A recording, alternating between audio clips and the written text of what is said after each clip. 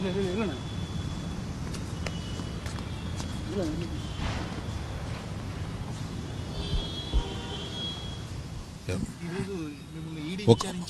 నిమిషం.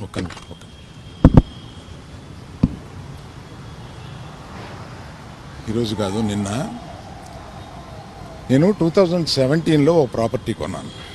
ఆ ప్రాపర్టీ కొన్నప్పుడు అందులో ఒక మైనర్ వాటాదారుడి భాగం ఉంటే అది నేను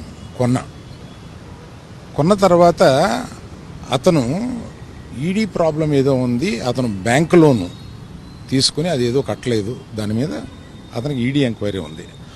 ఆ ఈడీ ఎంక్వైరీ అక్కడ బుక్స్ ఆఫ్ అకౌంట్స్లో నా పేరు ఉన్నప్పుడు నన్ను ఈడీ వచ్చి అడిగితే బాధ్యతగా నేను ఒక సిటిజన్గా చెప్పాలి కదా, లా అబైడింగ్ సిటిజన్గా నేను వెళ్ళి దానికి ఎక్స్ప్లెనేషన్ ఇచ్చాను. దానికి సంబంధించిన అకౌంట్ అదే అడిగారు.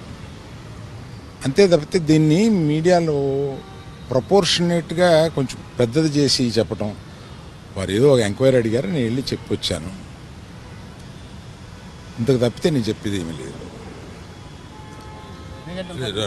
ఏమండి అవన్నీ నేను ఒక కేసు అక్కడ ఈడీలో ఉన్నప్పుడు నేను ఇవన్నీ చెప్పడం కరెక్ట్ కాదు, చెప్పలేను. Thank you.